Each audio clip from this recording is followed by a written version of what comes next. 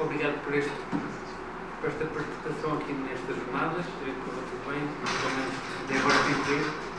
Depois da minha intervenção, espero que continue assim. Eu trouxe algumas imagens, se calhar por isso é que poderei ganhar algum interesse por isso. As pessoas ficam distraídas pelas imagens e não ouvem aquilo que vou dizer. Eu vou basicamente apresentar as novidades como um projeto nacional de imprensa católica, sobretudo ao nível do seu primeiro ano de edição, que é em 1923.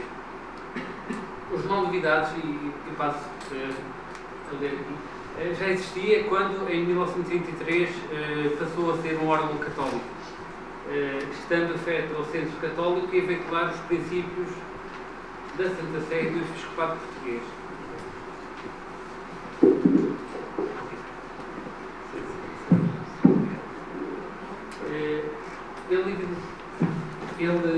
O Jornal Novidades tinha nascido em 1865 pela pena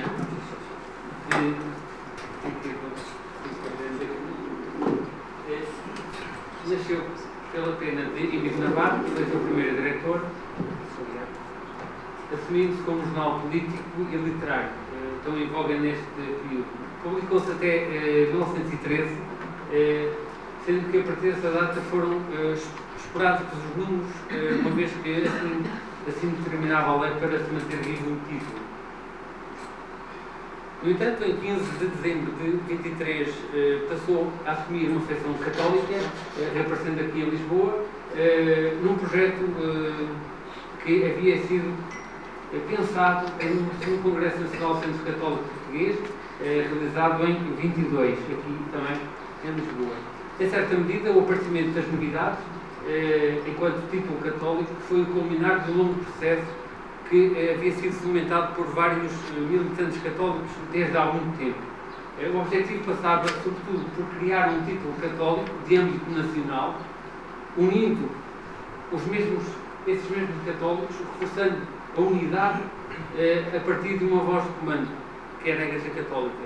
No fundo, pretendiam-se evitar divisões internas que eram conhecidas entre os católicos, nomeadamente ao nível político, ao mesmo tempo que as novidades surgiam como mais um processo para acalentar aquele digno de um grande projeto de representação da sociedade portuguesa que vinha sendo tratado. As novidades, então, pretendiam ser, ao mesmo tempo, a voz anónima da consciência nacional, consagrando-se uma ação apostólica, também nacional, mas completamente livre em termos económicos e políticos.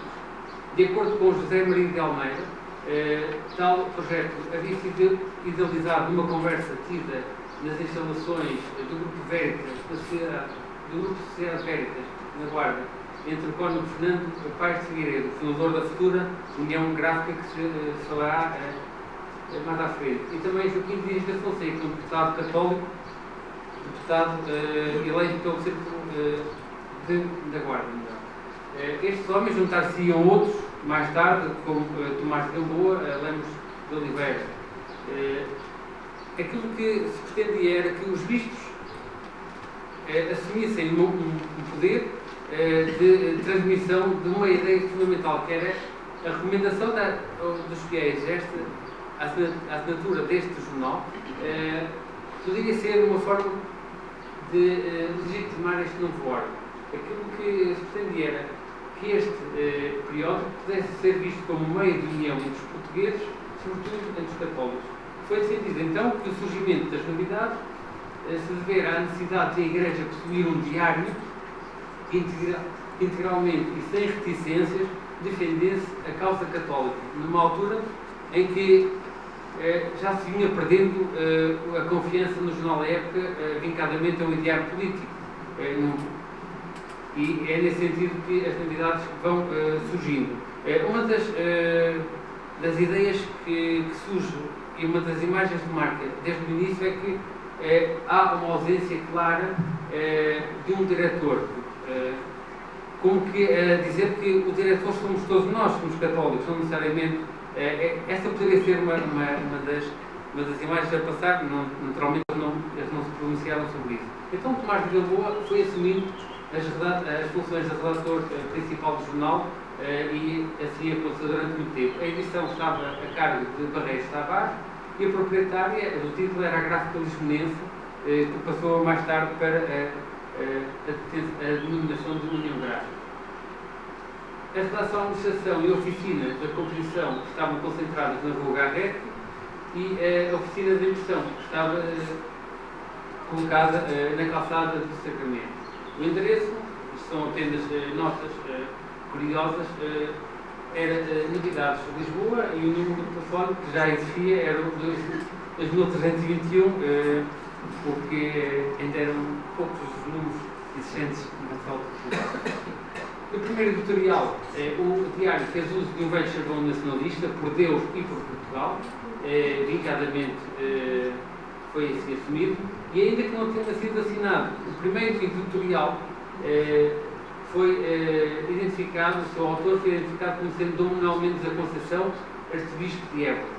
Este afirmava que a posição do jornal era contra os elementos de dissolução, contra os germes da discórdia e da ruína, e nesta luta sagrada, os combatentes de todos os campos encontrar-nos-ão ao seu lado. De uma forma de ir legitimando este título, junto dos católicos, em 17 de dezembro, portanto, 2 dias depois, no seu terceiro número, foi lançado o Espírito de Combate, que norteava a ação do novo título católico.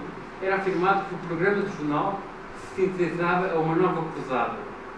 Para reforçar a orientação do diário, foram impressas, em dias seguidos, as fotografias de António de Oliveira Salazar, um dos mentores do Centro Católico Português, e de Dom António Mendes Belo, cardeal patriarca de Lisboa.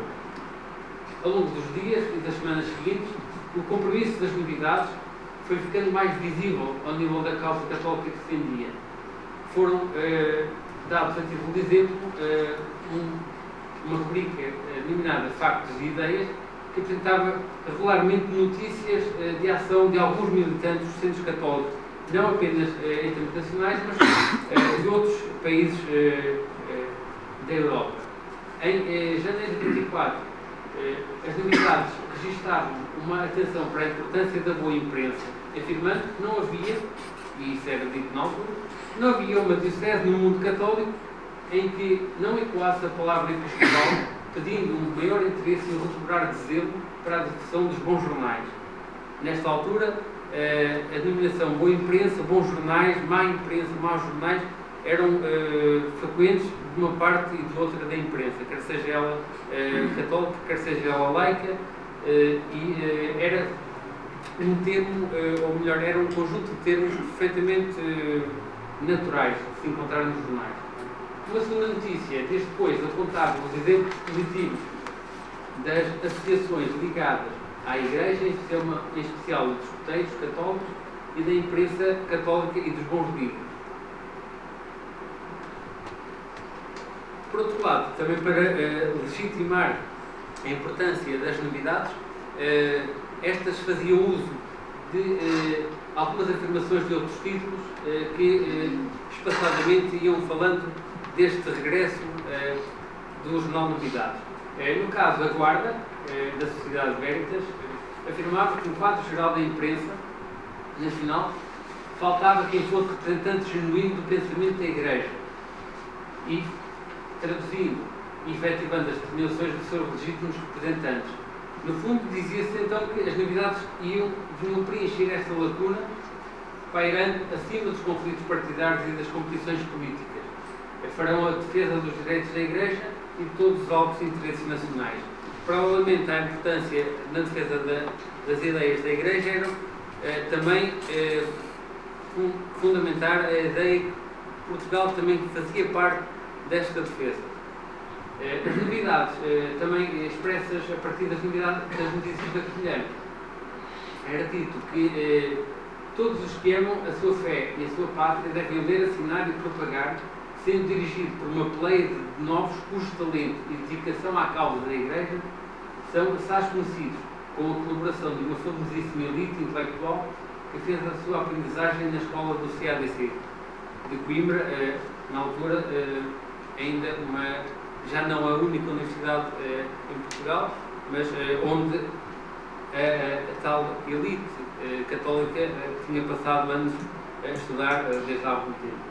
Em 24, e ao longo de todo este ano, as novidades estiveram envolvidas em diversas polémicas em função das posições e dos agentes que eles defendiam nas suas páginas, em especial com outros jornais, nomeadamente com o Dia e com a Época.